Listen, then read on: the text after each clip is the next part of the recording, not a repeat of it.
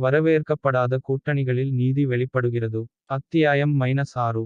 நிழல்கள் மறுபிறப்பு. சம்சாரத்தின் சீசன் -2 கண் தொடங்குகிறது. இறையாண்மை உத்தரவு சரிந்தது. பெட்டகங்கள் எரிக்கப்பட்டன, கோப்புகள் கசிந்தன, தலைவர்கள் முகமூடி அவிழ்க்கப்பட்டனர். ஆனால் உலகம் ஆரவாரம் செய்து தீர்ப்பாயங்கள் தொடங்கியபோது, டிஃபனி, டாண்டே, லியோ மற்றும் வலேரியா ஆகியோர் நன்றாக அறிந்திருந்தனர், தீமை இறக்காது. அது உருமாற்றம் அடைகிறது. 2 மாதங்களுக்குப் பிறகு, அமைதி. செயற்கையாக உணர்ந்தேன். அமைதியான பெர்லின் கஃபேயில், லியோ சாங்க்டம் வெரிட்டாஸிலிருந்து மீட்கப்பட்ட கடைசி தரவுப் பொட்டலத்தை மறைகுறியாக்கினார். அது பெரிதும் சிதைந்திருந்தது, முடிக்கப்படாத நெறிமுறையின் துண்டுகள் மட்டுமே, சைஃபர் ஒமேகா. அந்த ஆணையில் எஞ்சியிருப்பது வரலாற்றை மீண்டும் எழுத முயற்சிப்பது மட்டுமல்ல, என்று லியோ முணுமுணுத்தார். அவர்கள் நேரத்தை அழிக்க முயன்றனர். டிஃபனி முன்னோக்கி சாய்ந்தாள். நீ என்ன சொல்றா? உண்மையில் இல்லை, என்று அவர் கூறினார். அவர்கள் உளவியல் போருக்குத் திட்டங்களைக் கொண்டிருந்தனர், உலகளாவிய அதிர்ச்சி தூண்டுதல்கள், தவறான நினைவக உள்வைப்புகள். செயல்படுத்தப்பட்டால், பில்லியன் கணக்கானவர்கள் யதார்த்தத்தை எவ்வாறு உணர்கிறார்கள் என்பதை அவர்கள் மீண்டும் எழுத முடியும். இப்போது இன்டர்போலுடன் இணைந்து பணிபுரியும் டாண்டே, ஒரு இரகசிய கூட்டத்திலிருந்து திரும்பினார். சிலி, நைஜீரியா மற்றும் சைபீரியாவில் மறைக்கப்பட்ட பெட்டகங்களைக் கண்டுபிடித்தனர். அதே சின்னங்கள், அதே தொழில்நுட்பம், ஆனால் வெவ்வேறு மொழி. பழையது, மிகவும் கொடூரமானது. வலேரியா அவர்களுடன் சேர்ந்து, ஒரு கோப்புறையை மேசையின் மீது எறிந்தாள். கட்டிடக் கலைஞர் நிறுவனர் அல்ல, அவர் கடைசி வாரிசு மட்டுமே. கோப்புறையின் உள்ளே, வட இந்தியா போலத் தோன்றிய இடத்தில் ஒரு இரகசிய விழாவிற்கு தலைமை தாங்கும், பாதி முகம் எரிந்து, சடங்கு உடையில் ஒரு பெண்ணின் துகள்கள் போன்ற புகைப்படங்கள். டிஃபனி பக்கத்தை புரட்டினாள். அவள் யார்? வலேரியா பதிலளித்தார். அவள் பெயர் செவெரா. அசல் இரத்த வம்சாவளி. அவள் சைஃபர் ஒமேகாவை உருவாக்கினாள். அவள் இன்னும் உயிருடன் இருக்கிறாள். அன்று இரவு, டிஃபனியால் தூங்க முடியவில்லை. எமிலியின் பதக்கம் எப்போதும் இல்லாத அளவுக்கு கனமாக உணர்ந்தாள். அவள் ஜன்னலில் நின்று, நட்சத்திரங்களைப் பார்த்து, கிசுகிசுத்தாள். நாங்கள் அதை முடித்துவிட்டதாக நினைத்தோம். ஆனால் நாங்கள் ஒரு அத்தியாயத்தை மட்டுமே முடித்துவிட்டோம். டாண்டே அவள் அருகில் நுழைந்தான். அப்போ நாம அடுத்ததை எழுதலாம். சேர்ந்து. எண்ணெய் விளக்குகளால் ஒளிரும் ஒரு மங்கலான குகையில், செவெரா அங்கி அணிந்த சீடர்கள் முன் நின்றார். ஒரு லாசரஸ் முன்மாதிரி அவள் காலடியில் மண்டியிட்டது. அவள் சிரித்தாள், குளிர்ச்சியாக, பழமையாக, கட்டளையிடும் விதமாக. வீனிக்ஸ் பறவை எழுந்துவிட்டது, அவள் சொன்னாள். இப்போது நிழல்கள் பறக்கட்டும். அவளுக்குப் பின்னால், கல்லில் செதுக்கப்பட்டுள்ளது, சைஃபர் ஒமேகா புரோட்டோகால், குழப்பத்தின் மூலம் உயிர்த்தெழுதல். நீதி அதன் தோற்றத்தை எதிர்கொள்ளும் இடத்தில். கடந்த காலம் புதைந்து கிடக்க மறுக்கிறது. முன்பு, இறையாண்மை உத்தரவு சரிந்தது. கட்டிடக் கலைஞர் வீழ்ந்தார். ஓரியன் வாள் அழிக்கப்பட்டது.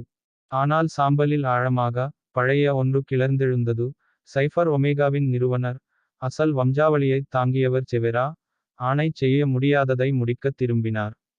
இன்றைய நாள், மும்பை, இந்தியா. நிதி மாவட்டம் முழுவதும் மின் தடை ஏற்பட்டுகிறது. திரைகள் மின்னுகின்றன. தொலைபேசிகள் மங்கிவிடுகின்றன. பீதி பரவுகிறது. பின்னர், ஒவ்வொரு டிஜிட்டல் விளம்பரப் பலகையிலும் ஒரு பயமுறுத்தும் செய்தி தோன்றும். உண்மை ஒரு கட்டுக்கதை. நினைவகம் ஒரு ஆயுதம். உலகம் மீண்டும் தொடங்குகிறது. Cipher omega. தற்போது ஒரு சுயாதீன உலகளாவிய புலனாய்வாளராக பணிபுரியும் டிஃபனிக்கு, இன்டர்போலில் இருந்து சிவப்பு கொடி எச்சரிக்கை வருகிறது.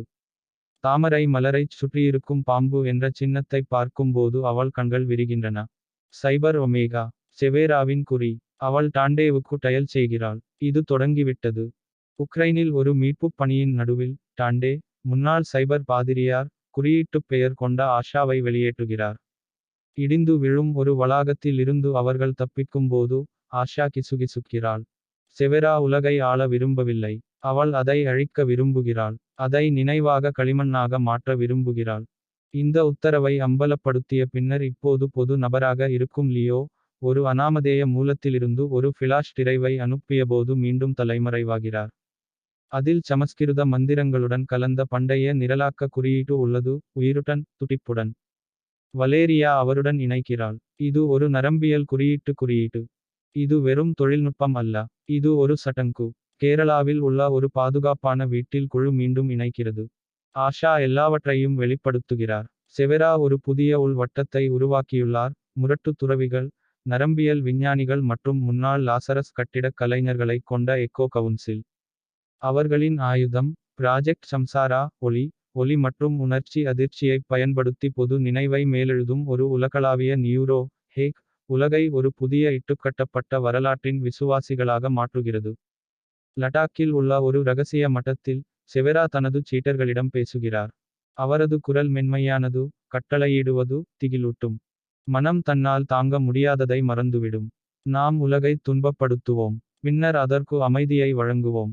அவரது ஆதரவாளர்கள் கோஷமிடும்போது சம்சாரத் திட்டத்தின் முன்மாதிரி செயல்படுத்தப்படுகிறது. கீழே உள்ள ஒரு கிராமத்தில் மக்கள் கத்தத் தொடங்குகிறார்கள், பின்னர் தங்கள் சொந்த பெயர்களை மறந்துவிடுகிறார்கள். டிஃபனி ஒரு வரைபடத்தை வெறித்துப் பார்க்கிறார். சிவப்பு மண்டலங்கள் பரவி வருகின்றன, நினைவாற்றல் தொந்தரவுகள், பிரமைகள், ஆத்திர வெடிப்புகள். டாண்டே தனது ஆயுதத்தை ஏற்றுகிறார். சம்சாரம் உலகளவில் செல்வதற்கு முன்பு நாங்கள் அவளை நிறுத்துகிறோம். அல்லது வரலாறு ஒரு பொய்யாகிவிடும் என்று லியோ மேலும் கூறுகிறார். ஒரு ரகசிய கோப்பு இயங்குகிறது. செவெராவின் காட்சிகள். கர்ப்பிணி. Lazarus serum குப்பியை வைத்திருக்கிறாள். அவளுக்குப் பின்னால் ஹீட்டோரோ குரோமாடிக் கண்கள் கொண்ட ஒரு குழந்தை. வலேரியா மூச்சுத் திணறுகிறாள். அது செவெராவின் திட்டம் மட்டுமல்ல, அது அவளுடைய வாரிசு.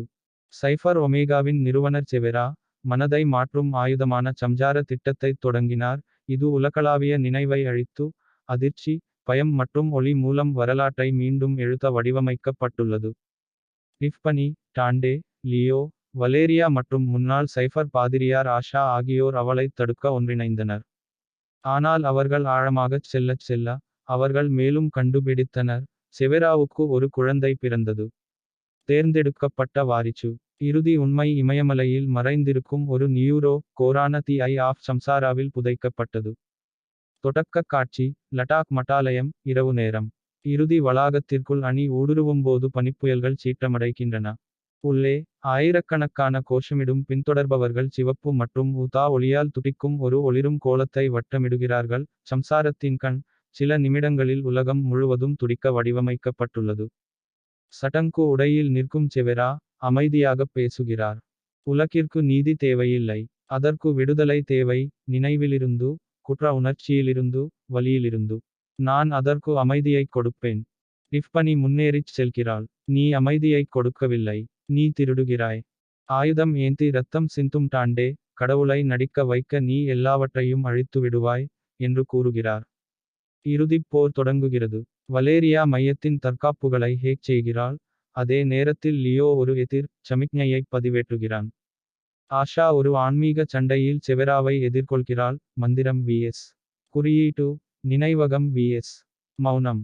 காலக்கெடுவிற்கு இடையில் தீ பிரகாசமாக ஒளிரும் போது டிஃபனி ஒரு நினைவு வளையத்திற்குள் இழுக்கப்பட்டு, அவளுடைய பெற்றோர் எமிலி மற்றும் தி ஆர்கிடெக்ட் ஆகியோரின் காட்சிகளை எதிர்கொள்கிறாள்.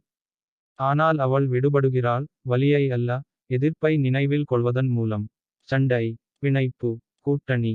அவள் கண்ணை அடைக்கிறாள், லியோவின் உதவியுடன் கட்டுப்பாட்டை மீறுகிறாள். வரலாறு நினைவில் வைத்திருப்பவர்களுக்குச் சொந்தமானது என்று அவள் கிசுகிசுக்கிறாள். வெள்ளை ஒளியின் துடிப்பில் கண் உடைக்கிறது. செவெரா சரிந்து விழுகிறார். ஆஷா அவளைத் தொட்டிலில் அடைக்கிறாள். அவளுடைய முன்னாள் ஆசிரியர், இப்போது சக்தியற்றவர். நீங்க என்னைத் தடுத்து நிறுத்தியிருக்கீங்க, ஆனா வாரிசு இன்னும் உயிரோட்ட இருக்காரு. அவருக்கு கருணையே தெரியாது என்று செவெரா முணுமுணுக்கிறார். டிஃபனி, அப்போ நாங்க ரெடியா இருப்போம். ஒரு மாதம் கழித்து உலகளாவிய ஒளிபரப்பு. உலகெங்கிலும் உள்ள அரசாங்கங்கள் திட்டம் சம்சாரம் தவிர்க்கப்பட்டதாக அறிவிக்கின்றன. உயிர் பிழைத்தவர்கள் மெதுவாக தங்கள் நினைவுகளை மீட்டெடுக்கிறார்கள். குழு இப்போதைக்கு கலைந்து செல்கிறது. ஒவ்வொன்றும் உலகின் வெவ்வேறு மூலைகளுக்குச் செல்கின்றன, ஆனால் என்றென்றும் இணைக்கப்பட்டுள்ளன. இறுதிக் காட்சி ஒரு மறைக்கப்பட்ட அறை, தெரியாத இடம். ஒரு சிறுவன் தனியாக அமர்ந்திருக்கிறான். 12 வயதுக்கு மேல் இல்லை. கண்கள் மங்கலாக ஒளிர்கின்றன. ஒரு நீலம், ஒரு தங்கம். நிழலில் ஒரு பெண் அவன் அருகில் மண்டியிடுகிறாள்.